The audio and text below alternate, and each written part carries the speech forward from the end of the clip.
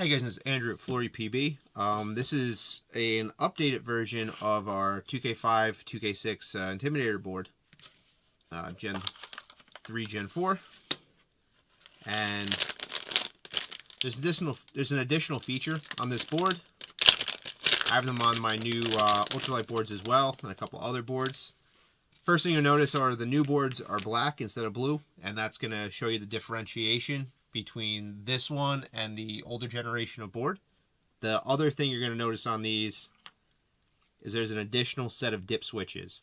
This is the 4-pack that's on all of my boards to control your regular features, your anti-bolt stick, your eyes on off to start, your rate of fire cap, and then your tournament lock is this little switch set up here. Also from my kind of Gen 2 Plus boards, I have included the connector to use a stock membrane pad with it. And then this is the little 2-pack of dip switches that turn the buttons on and off in case you want to use a membrane pad. So I'm going to turn the buttons on right now.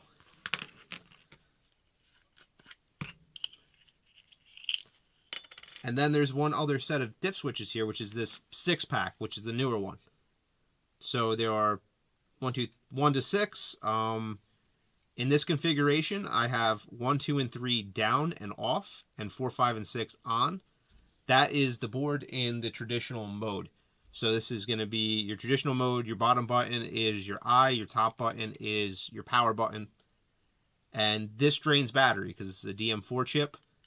And these run on 5 volt. And for whatever reason, or whoever infinite wisdom it was, this doesn't put this old chip into a very good power save mode.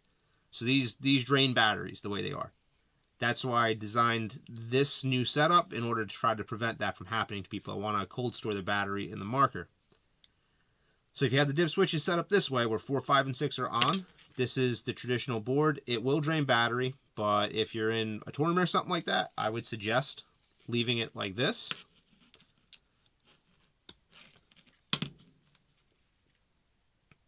You turn it on. Does its thing, bottom button's eyes, and it goes off. If you then switch 4, 5, and 6 off, and you put 1, 2, and 3 on, this changes your bottom button from your I button to a battery disconnect button.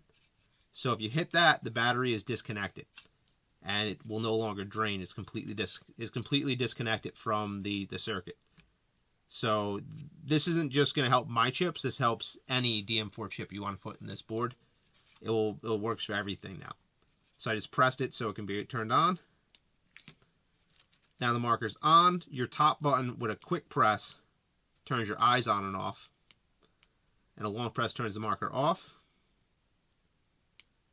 Turn it back on. And if you want to kill the battery, you press the bottom button. And the battery is now off the marker. So I can hold this as long as I want. It's not going to turn back on until I press the bottom button again. And then it goes back on. Besides that, the settings are exactly the same. So my previous board manual will be fine. You have all your settings. You have your dwell, your rate of fire, your anti-mechanical bounce, your ball and breach delay, your fire mode, your incremental balls per second adjustment, and your debounce, like all of my boards have. If you want to change a setting, you have to turn it off with the power button. You can't press the battery kill, or else it will not save your changes. Something to note on that. But I have double LED on it now just to try to get more light in more places for you to see it better. And this also works if you're not using my buttons, but you're using a membrane pad. But it's a little bit different, the configuration. It's actually a little better. So what you're going to do is you're going to turn these two off to get rid of the buttons. So now the buttons don't do anything. And over here, you're going to turn 4 and 5 on. You're going to turn 1 and 2 off. So 1 and 2 are off, 3, 4, and 5 are on, and 6 is off. Now, if you get a membrane pad, original Bob Law membrane pad, someone else's or my new one, with the little panels that coincide with the lights, so you can see a little bit through it.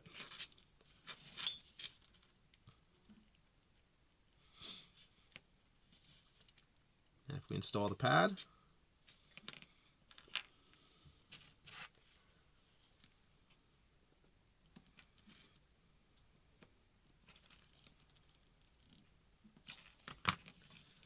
so now I'm in, again, the power save mode.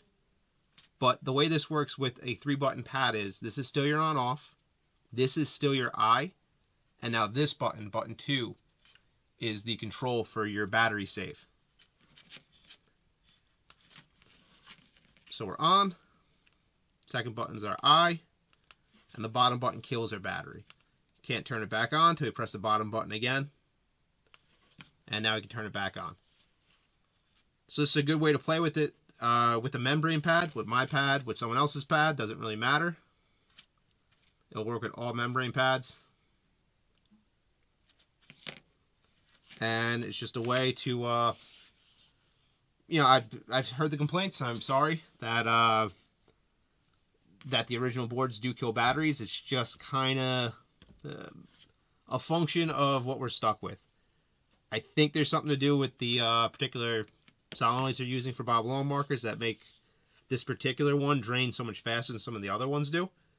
But it's just kind of a function of the design. This is a fairly old chip. I mean, the good news is it's been around forever, and you know, it's still there, and it's a very reliable chip, and it's very easy to change, which is great. But the bad news is, one, it's operating on 5-volt. I don't exactly know why Dye and even the NYX before that chose 5-volt for it, because it can operate down to like 2 or 3.3, and it has better power save when it's off on those voltages.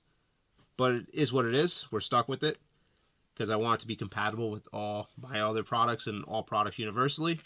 That's part of the universal board stick. So if I ever give up, or if something changes in 20, 30 years, all someone has to do is make a DM4 chip, and all of the boards are good for whatever the regulation changes would be that they would need. But yeah, it's just the design choice to go the old Lucky style, the old DM4 chip style with my product line. And this is I think a fairly elegant workaround to make sure that it doesn't drain battery on my chips or any other chips. Put a Virtue chip in there or a Tadao chip in there, it works just the same. It won't drain battery on anything. And that's just the update for the Intimidator boards. These have been for sale for, I kind of soft released these back in, I think, September. So they've been the boards that you've been getting since around September. And just wanted to give an update video on how they work and what the new functions are of them. And to show off the new membrane pad that we made as well. Alright guys, it's Andrew at FloryPB. Thank you for watching, and yeah, thank you for everything. See you guys.